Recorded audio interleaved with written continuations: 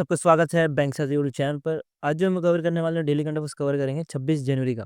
और ये हेल्पफुल रहेगा बैंक, एसएससी, रेलवे के जो भी एस्पिरेंट है उन सब के लिए। तो पहला न्यूज़ में बढ़ते हैं। तो पहला न्यूज़ आ रहा है यूनेस्को और फिर वर्ल्ड मेट्रोलॉजिकल ऑर्गेनाइजेशन मिलकर डिक्लेयर किया है 2025 as a international year of glacier prevention. और ये किया गया है March 31 2025 as a day select, जहाँ पे जो है फर्स्ट एवर ग्लेशियर डे बनाया जाएगा। ठीक है। और ये ध्यान देना आपको, ये अलाइन है विथ वर्ल्ड वाटर डे जो कि 22 मार्च 2025 में होने वाला है। ये जो डिसीजन लिया गया है ये जेनीवा स्विट्जरलैंड में लिया गया है। और ये लिया गया है, सबसे बड़ा कारण ये है कि ग्लेशियर अभी पिघलते जा रहा है और ग्लोबल वार्मिंग इसका सबसे बड़ा कारण है। तो इसी को जो है हाईलाइट करने के लिए urgency of protecting the glacier, कैसे हम फ्रेश वाटर को बचा सकते हैं। फ्रेश वाटर का सोर्स क्या होता है? ग्लेशियर होता है। तो फ्रेश वाटर को कैसे हम बचा सकते हैं, तो उसी के लिए जो है ये एज अ इंटरनेशनल डे बनाया जा रहा है 2025। ठीक है, इंटरनेशनल डे ऑफ ग्लेशियर बनाया जा रहा है। और इसी में जो है डेट भी सेट किया है, glacier day, world glacier day के तौर पे 31 मार्च 2025। ठीक है। और कभी भी अगर फर्स्ट एवर जब भी डेज होता है तो वहाँ से क्वेश्चन बनने के चांसेस बहुत ज़्यादा बन जाते हैं। और जैसे कि एग्ज़ाम कब है, जो क्लर्क का एग्ज़ाम है एसबीआई क्लर्क, वो देखे तो मार्च में होने वाला है। तो चांसेस है कि यहाँ से एक क्वेश्चन बन सकता है इंपॉर्टेंट डेज में। ठीक है। और इसके बारे में बात करें तो इस इवेंट में यूएन जो है वो फंड करने वाला है, जिसको यूनाइटेड नेशन बोला जाता है। तो यूएन जो है फंड करने वाला है एक तरह का ट्रस्ट फंड, जो कि सपोर्ट करेगा इसकी एक्टिविटीज़ को।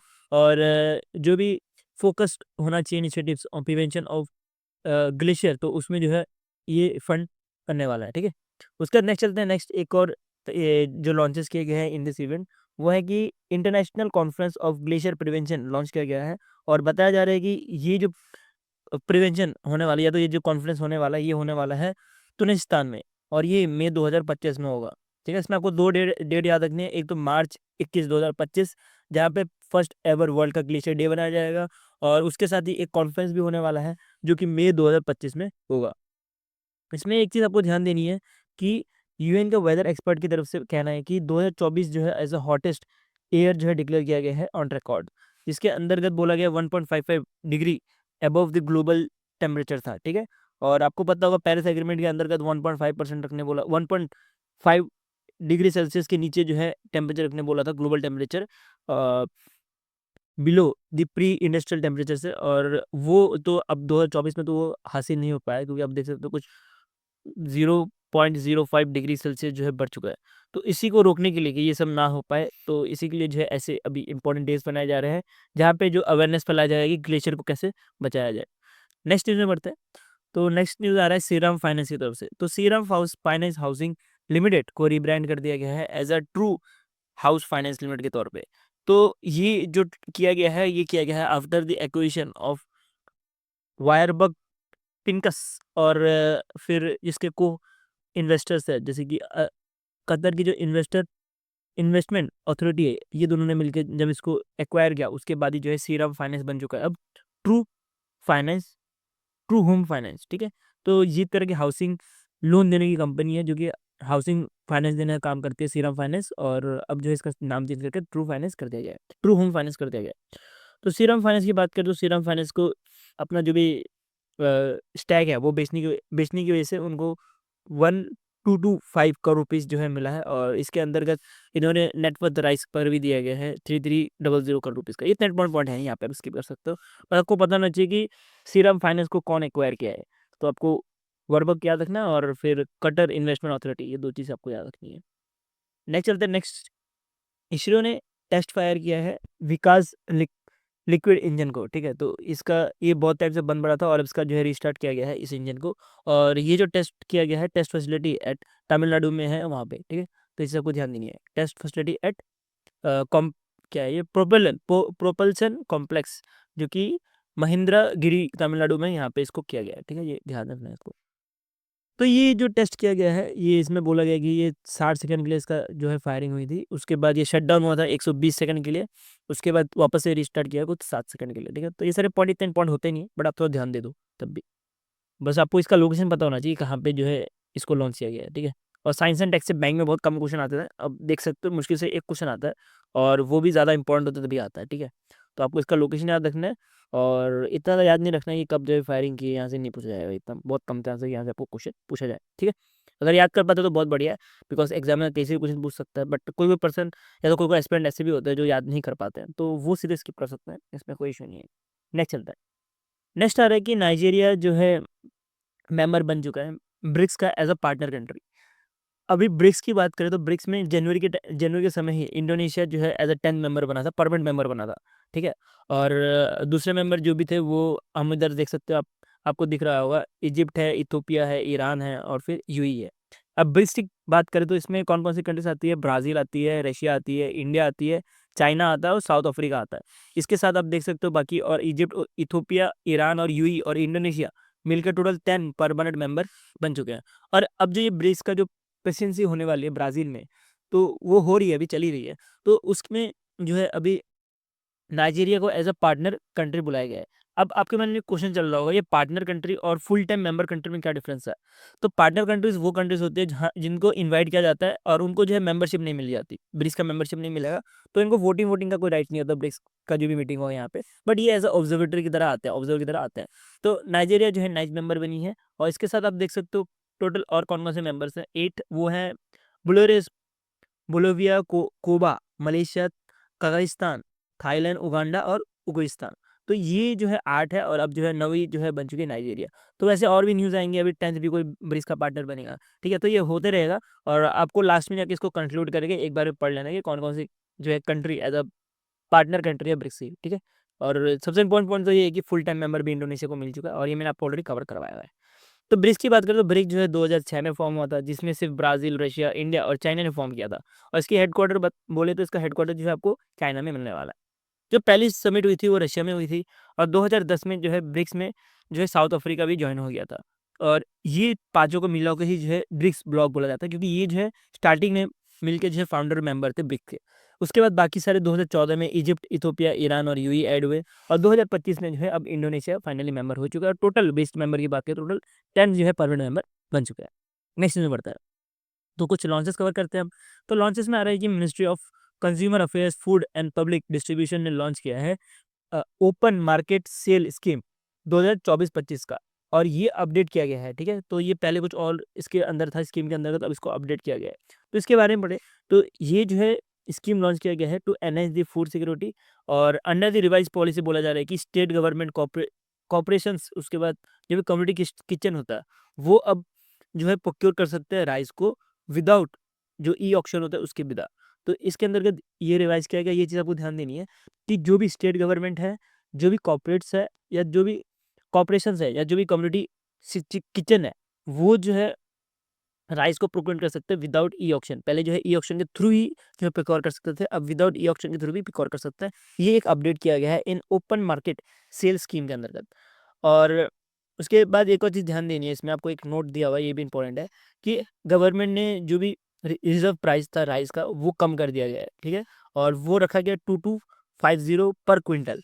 पहले जो था वो अगस्त 2024 में ये 2900 मतलब कि 2900 के आसपास था, और अब जो है इसको 2250 पर क्विंटल कर दिया गया है। नेक्स्ट चलते हैं, नेक्स्ट प्रेसिडेंट ऑफ थाईलैंड अभी इंडिया में आए हुए हैं, और प्रेसिडेंट ऑफ थाईलैंड और प्रेसिडेंट ऑफ इंडिया जो द्रौपदी मुर्मू जी हैं, ये दोनों ने मिलकर 60 एनिवर्सरी ऑफ कॉम्मेमोरेटिव लोगो जो है लॉन्च किया है, और इन्हीं दिल्ली में किया गया है।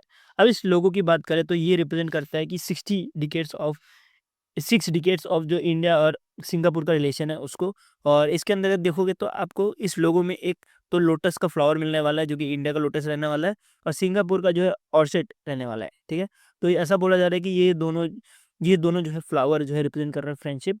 और ये जो है number of and with the number, इसमें एक नंबर भी लिखा गया जिसका अंदर 60 लिखा गया है। इसका मतलब इंडिया और जो सिंगापुर है, इनको बीच में जो है डिप्लोमेटिक रिलेशन जो है 60 साल के पूरे कंप्लीट हो चुके हैं, जिसके से लोगो लॉन्च किया गया। उसका ministry of agriculture and ministry of farmer welfare ने लॉन्च किया फर्स्ट एवर ऑयल कंजप्शन सर्वे, ठीक है।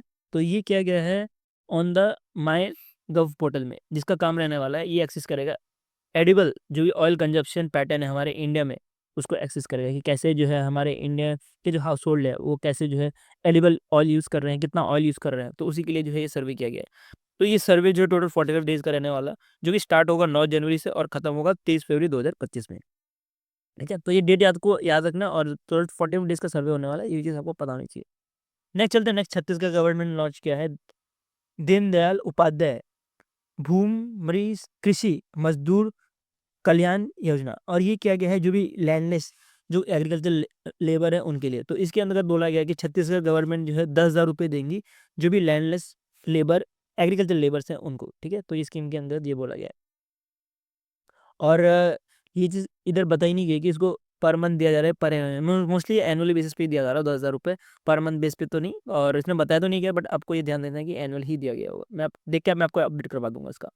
नेक्स्ट चलता है, नेक्स्ट अपॉइंटमेंट के ऊपर बढ़े तो डोनाल्ड ट्रम्प जो है 47% ऑफ यूएसए बने हैं। और इन्होंने जो रिप्लेस किया है जॉय बाइडेन को किया गया है। और डोनाल्ड ट्रम्प के साथ ही आपको एक और नाम याद रखना है, जेम्स डेविड।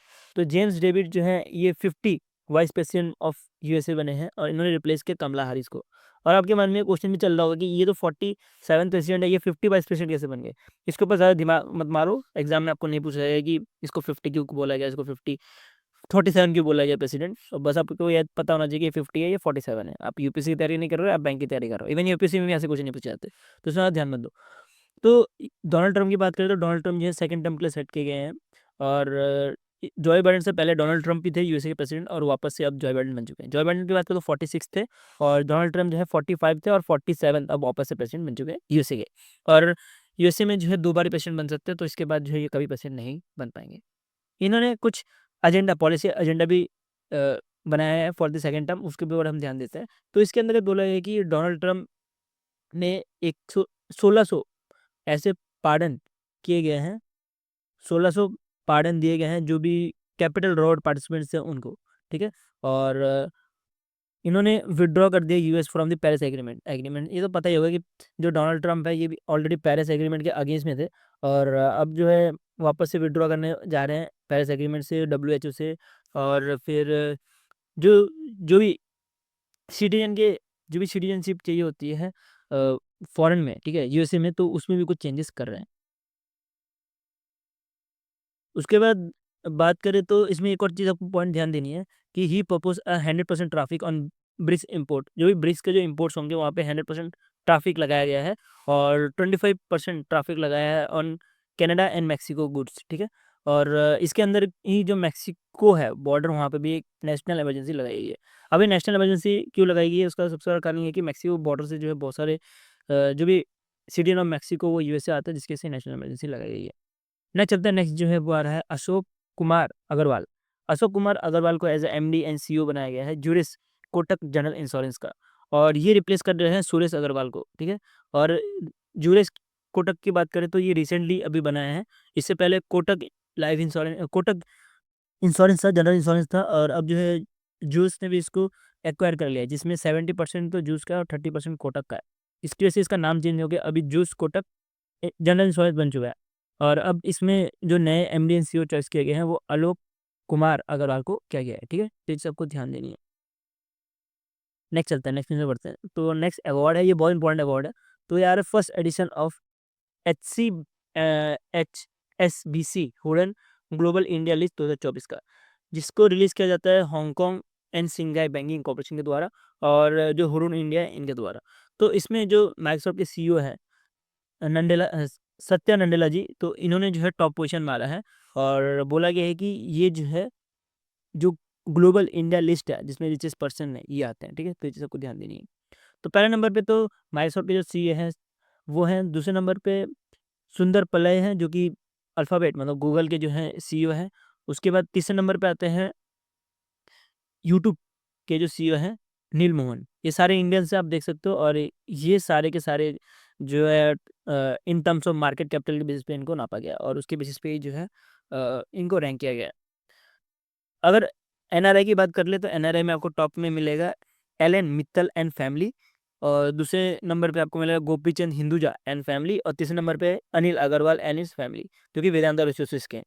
तो ये सारे आपको 5 टॉप 5 इंडिया और एनआरआई जो इस लिस्ट में है वो मिलने वाले हैं।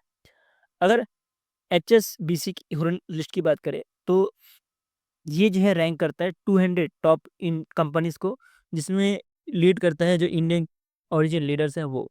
और इसके अंदर का जो टोटल वैल्यूएशन रखने वाले हैं वो 10 ट्रिलियन का रहने वाला है।